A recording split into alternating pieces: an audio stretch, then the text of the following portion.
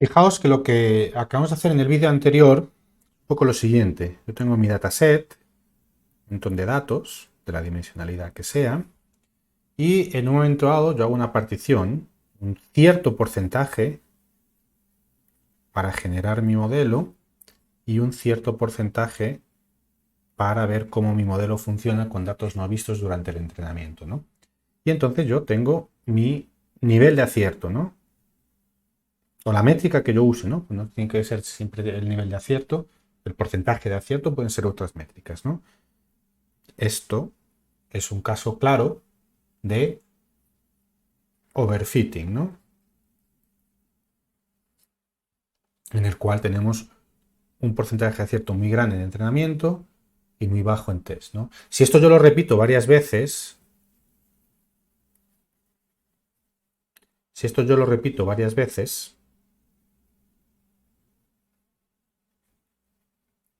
las que sean, lo repito quiere decir que cada vez que yo lo repito hago una partición aleatoria distinta, ¿no? Cuando yo hago una partición yo digo, bueno, pues este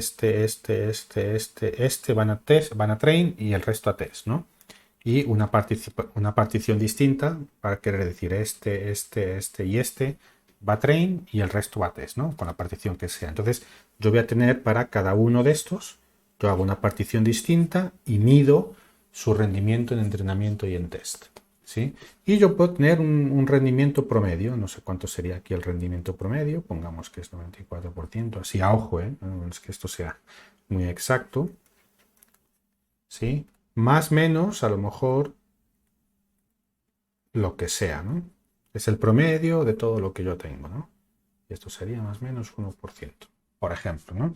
Entonces, fijaos que esto es un poco una medida ya de si tengo... esto ya me permite hacer la evaluación como para decir, yo tengo aquí overfitting. Overfitting. ¿Sí? Fitting. Tengo aquí overfitting. Y esto ya es como evidencia para decir, mi modelo es muy complejo, tengo que bajarle a la complejidad del modelo. Que si estoy usando Support Vector Machines, pues le tengo que rebajar al gamma. Si estoy usando árboles de decisión, pues seguramente tengo que rebajarle a la profundidad máxima del árbol de decisión. Si yo tengo redes neuronales, probablemente tenga que bajarle al número de neuronas o de capas, ¿sí? Hay algoritmos que, por ejemplo, el Logistic Regression, que es el lineal, no tiene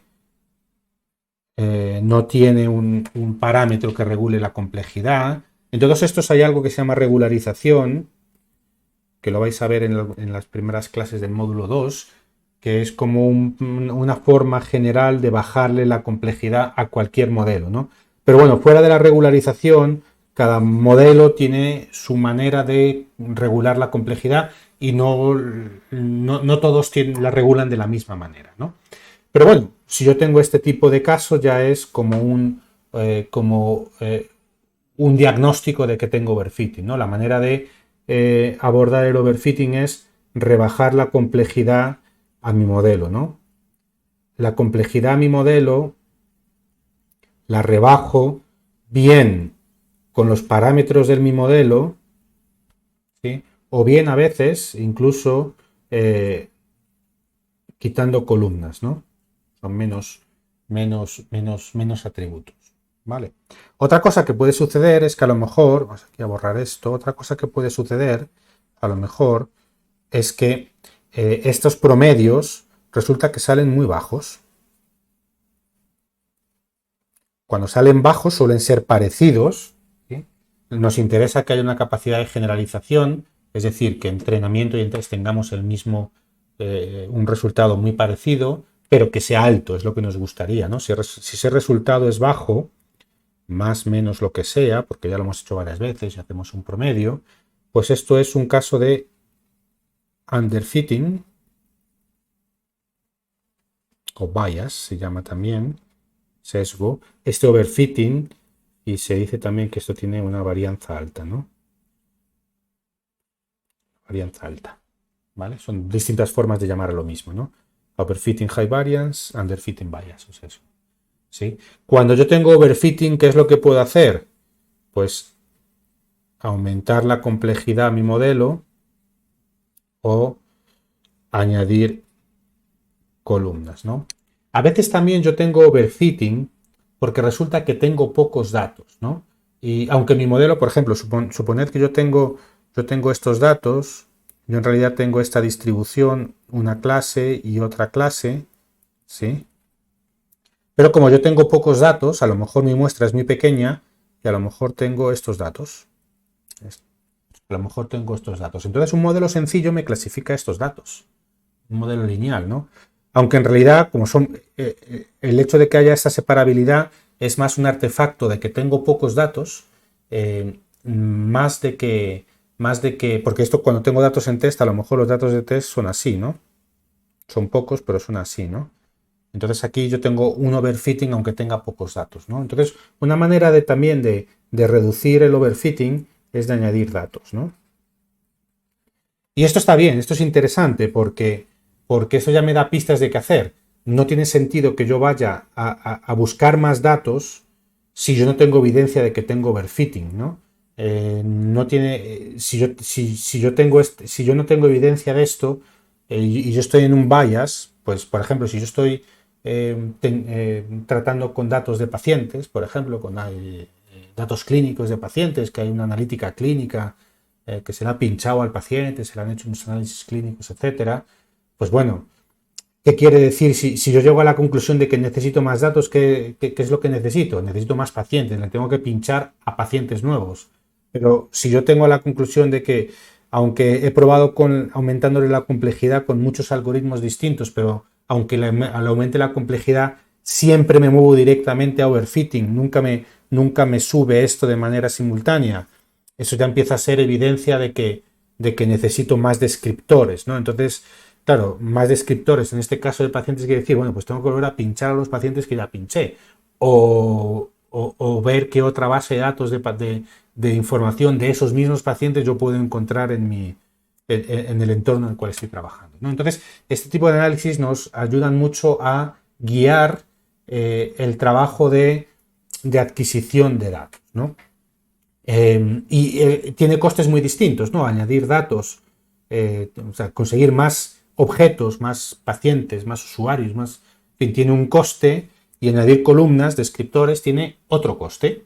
Entonces es muy importante ir construyendo poco a poco la evidencia de estas cosas. Normalmente uno empieza con poquitos datos, que son los que ha podido adquirir en un contexto de trabajo concreto, hace este tipo de análisis, porque uno prueba con distintos modelos, baja, sube la complejidad, cuando sube la complejidad ve que no, supongamos que estamos aquí, subimos la complejidad, resulta que nos movemos a un caso de overfitting enseguida, no somos capaces de subirlo a la vez, entonces bueno, o igual estamos en overfitting, no, esto enseguida nos baja, en fin. Cuando empezamos a hacer experimentos probando con distintas complejidades de modelos con los datos que tenemos, esto nos empieza ya a dar evidencia de qué tipo de cosas tenemos que hacer. Y normalmente uno empieza con poquitos datos, genera un poquito de evidencia de en qué caso está, y entonces va tomando decisiones. Pues vamos a adquirir nuevos datos, venga, vamos a pinchar a nuevos pacientes, etcétera, ¿no? Pero ya por lo menos, en vez de hacer una campaña de adquisición de datos muy grande al principio, no suele empezar con los datos que tiene y de a poquito ir generando evidencia de cómo guiar el trabajo, ¿no? Una herramienta con la cual esto se hace mucho es lo que se llama las curvas de aprendizaje.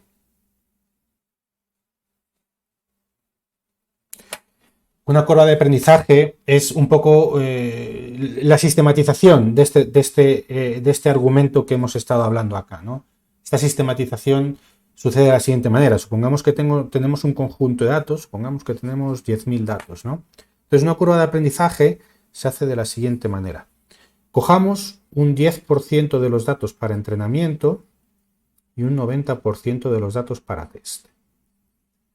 Y entonces hagamos varias veces esta muestra y llegamos a tener una media, una desviación estándar para entrenamiento y una media y una desviación estándar para test. ¿Sí? Y entonces aquí vamos a pintar accuracy respecto a el número de datos, por ejemplo, para entrenamiento, ¿no? Entonces aquí tenemos el 10%. Y entonces resulta que con el 10% de datos de entrenamiento obtenemos, vamos a pintar así en rojo, a ver, vamos a hacerlo con el mismo color que tengo acá. Listo. Vamos a pintar en rojo el entrenamiento y en verde el test, ¿no? Entonces supongamos que en test hemos conseguido esta accuracy con el 90%, con una pequeña variabilidad, y en entrenamiento con una cierta variabilidad. Y ahora vamos a hacer lo mismo, pero por ejemplo con un 20% de datos. Y con un 20% de datos obtenemos esto en entrenamiento y obtenemos esto en test. Y ahora vamos a hacerlo, en fin, con distintos, ¿no? Con 30%, con 40%, en fin, hasta a lo mejor 90% de datos, ¿no? Y entonces conseguimos distintos puntos para entrenamiento y distintos puntos para test. Y esto al final me da una curva con unos márgenes también de variabilidad para cada uno, ¿no? Y esto es lo que es una curva de aprendizaje. ¿Sí? Entonces, según sea la curva de aprendizaje, nos va a diagnosticar distintos tipos de situaciones. Fijaos que para generar una curva de aprendizaje, por ejemplo, si nosotros estamos cogiendo, aquí he cogido 3 muestras, ¿no? Pero supongamos que cogemos 10 muestras, 10 muestras, 10 más que muestras, vamos a llamarle splits, ¿no? Train, test, splits, ¿no? Particiones. Entonces, suponemos que cogemos 10 muestras. Para pintar este punto y para pintar este punto yo he tenido que hacer 10 veces una muestra de 1090, 10 veces, y cada una hacer el fit, es decir, entrenar el modelo, ¿no? Es decir, para aquí yo he tenido que entrenar 10 veces un modelo, ¿no? Y si esto lo hago para cada punto, para este del 20% otras 10 veces, para este del 30% otras 10 veces, en fin, así para todos, ¿no? Con lo cual, para construir la curva a veces es computacionalmente costoso, ¿no? Porque, por ejemplo, 9 puntos 10 veces, yo tengo que hacer el fit 90 veces con los datos que sea, ¿no? Entonces, no siempre es posible hacer la curva completa porque es computacionalmente pesado, entonces a lo mejor lo que hacemos es hacer algunos puntitos, ¿no? Este punto y tratamos de interpolar, ¿no? Pero entonces uno puede tener distintos tipos de curvas. Por ejemplo, uno podría tener una curva de este estilo. Lo ideal, ¿qué es lo que uno quisiera?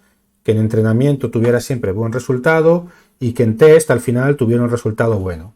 Esto es una curva de aprendizaje ideal. Esto es ideal, ¿no? Este es el accuracy, acordaos, este es el accuracy. Cuanto más alto, este sería el 100% de accuracy. ¿Sí? Esto sería una curva ideal, ¿no?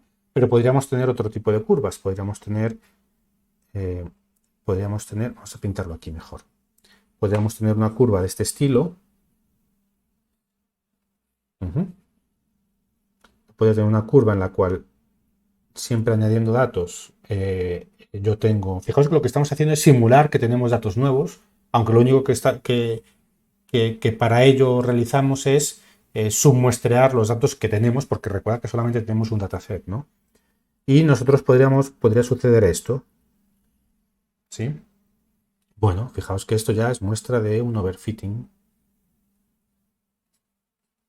¿Sí? O nos podría suceder esto. Normalmente suele suceder algo así. Cuando yo tengo bias. ¿Sí? Esto es un bias. Vamos a ponerlo en negro. Esto es un bias. Quiere decir que mi modelo y ojo que esto se hace para un modelo, ¿eh? Esto es para un modelo. Esto quiere decir que mi modelo es muy sencillo. Y esto quiere decir que mi modelo es demasiado complejo. ¿Sí? Que yo aumento la complejidad. ¿Qué es lo que me gustaría? Es decir, si yo estoy en esta situación de bias y aumento la complejidad del modelo, idealmente a mí me gustaría que pasara esto, ¿no? Pero claro, a veces lo que sucede es esto. Se me sube la de entrenamiento, que es esta, pero no la de test, ¿no? Igual, a veces estoy acá, overfitting, A mí me gustaría que sucediera esto, pero bueno, a veces pasa esto, ¿no? Entonces, esto nos ayuda, si yo, por ejemplo, estoy en un caso de este estilo, y por mucho que yo cambio modelos, complejidades, etcétera, siempre acabo acá, esto ya empieza a ser evidencia de que no necesito modelos más complejos, pero necesito más descriptores de mis datos, ¿no? Y si yo estoy en un caso como este,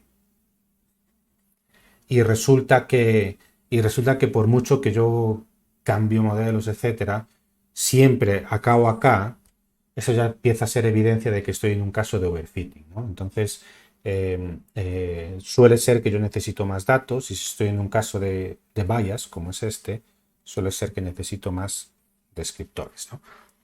Entonces, fijaos que acá tenéis una utilidad para generar una curva de aprendizaje. Fijaos la curva de aprendizaje de la regresión logística, súper estable siempre, por debajo. Aquí pongo el Bayes Score, que es el nivel de acierto de la frontera de Bayes. Esta línea negra en general no la tenemos, la pongo aquí como referencia porque no tenemos acceso a las distribuciones de las que vienen los datos. Pero bueno, esto es un cierto caso de bias, porque aunque aumente datos, esto tengo el mismo rendimiento en entrenamiento y en test, pero no me sube. Fijaos con el gamma igual a 1. Bueno, tengo un cierto overfitting, pero bueno, estoy alrededor del Bayes, y con un gamma súper grande, pues fijaos que tengo 100%, esto ya es un overfitting muy claro, que bueno, aquí a lo mejor podría tratar de añadir más datos, parece que va subiendo, pero en fin, es un overfitting grande. Entonces la curva de aprendizaje es algo que es una herramienta que es importante, aunque no la podamos siempre dibujar toda por cuestiones computacionales, ¿no? Bueno, ahora hablamos de esto. Fijaos que si ahora hago una curva distinta, si voy a hacer una curva de complejidad, es decir, fijaos que estas curvas es para cada modelo, para una complejidad fija, gamma igual a 3, lo que sea, o gamma igual a 100 en este caso, es una curva, ¿no? Ahora aquí vamos a hacer una curva de complejidad, es decir, este eje X es la complejidad del modelo. Es decir, son distintos modelos, por ejemplo, en el cual voy incrementando el gamma, ¿no? O voy incrementando las neuronas en mi red, ¿no? Entonces, o las capas, o el max depth en un árbol de decisión, o lo que sea, ¿no? Entonces, bueno, aquí está un poco al revés, es el error de predicción en vez de la accuracy, entonces está dado la vuelta, ¿no? Entonces, ¿qué es lo que suele suceder? Que cuando tengo una complejidad demasiado baja, tengo un error grande, tanto en entrenamiento como en test.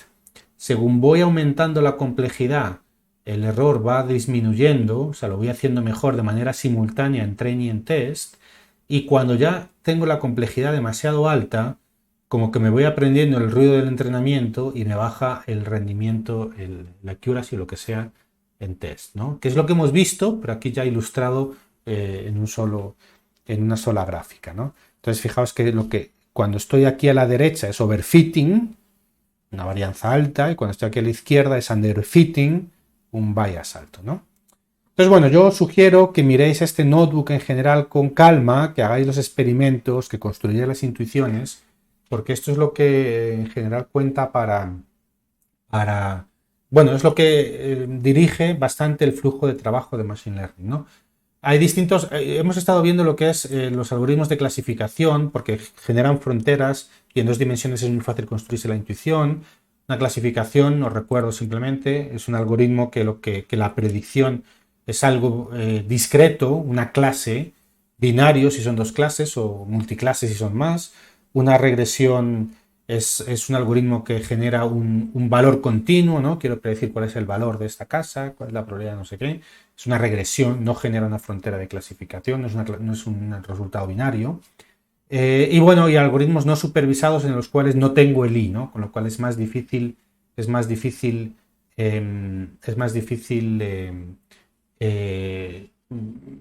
medir incluso el rendimiento de un algoritmo, y es más difícil generalizar, indicarle a un algoritmo lo que tiene que hacer, ¿no? Pero bueno, vamos a ver algunos de estos algoritmos también, y es como interesante, ¿no? Y bueno, y la parte del aprendizaje por refuerzo es básicamente, en vez de mostrarle ejemplos de entrada-salida, se le muestran ejemplos de entrada y según el algoritmo emite una salida se le va castigando o premiando al algoritmo, ¿no? Bueno, entonces yo os recomiendo que miréis este notebook con calma, que el notebook, pues como casi todos los notebooks, podéis ejecutar desde el principio hasta el fin, Shift Enter, Shift Enter, Shift Enter, y ni os enteráis de lo que ha pasado y todo va a funcionar, pero yo sí os recomiendo que lo ejecutéis con ojo crítico, ¿no? Yendo arriba, abajo, como hemos estado haciendo, cambiando la complejidad, viendo si esto tiene sentido respecto a la intuición que yo me voy construyendo. Si no tiene sentido, pues le cambio la complejidad, lo entiendo. Listo.